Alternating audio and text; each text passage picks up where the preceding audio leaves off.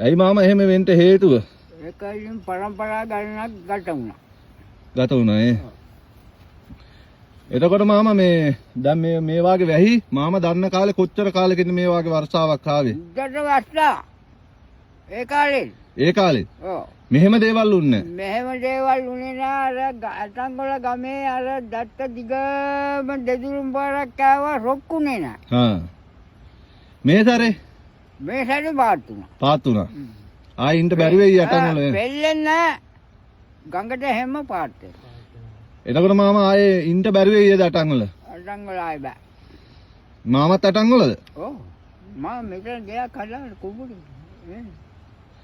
එතකොට මාමා දුකයි ඒද ඉතින්? මොකද කරන්නේ? මාමා ඇයි එහෙම වෙන්න හේතුව සාමාන්‍යයෙන් මෙහෙම වර්ෂාවක් ඇති වෙන්න හේතුව?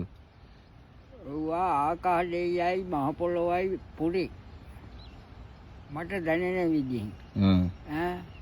ආසයි මහ පොළොවයි දෙකම එකයිනේ. ඔව්.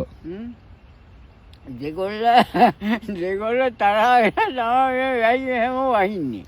මිනිසුන්ගේ ක්‍රියාකාරකමුත් හේතු වෙන නේද? මිනිසුත් පුතා එක කතාවක් නෑ. ඒක හරි. ඔක්කොම ඉන්නේ අනිත් අත කරකිලා. ඒක හරි. මේ මට දැනෙන විදිය. මට දැන් අවුරුදු 90ක් වෙනවා. 90ක්? 90ක් වෙනවා. මම කල්පනා කරලා බැලුවා දැන් ඉන්නේ ළමයි එහෙම කිසිම හරයක් නෑ. වැඩි හිටි කෙනෙක් පුතේ නෑනේ. යාදෙන්ට ඔක්කොම ඉන්නේ දල්ගෝ ටික තමයි ඉන්නේ. වයසක කාර්යයක් නෑ. ඔය දෙන්නේ 3 දෙනෙක් ඉන්න අටංගොල අද හෙටුවත් ඉස්ලාගෙන. ඕන් ගෙනත් දාලා මෙහි. අටංගොල කවුරුත් නැද්ද මාමා දැන්? නෑ. ඔක්කොම ආවා.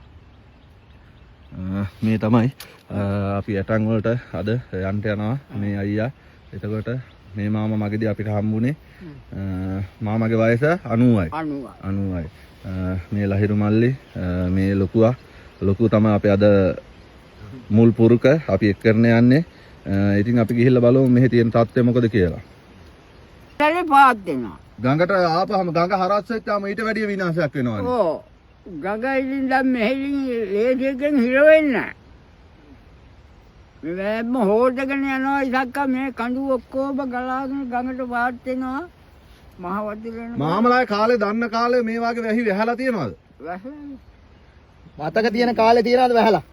අපේ අම්මා. සාමාන්‍ය කොච්චර කාලේද මාමා? මීට අවුරුදු කීයකට විතර පස්සේද? අවුරුදු 50කට ඉස්සර වැස්සා හුඟ වැහි.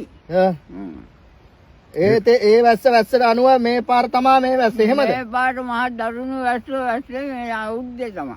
ඔව්. ඒ අවුරුදු 50ටත් වැඩිය වැස්සද මේ? වැස්සා. මේ වැස්ස? වැස්සා. හරි. පායන් නැතුව අද්දාවක් විතර වහිනවා.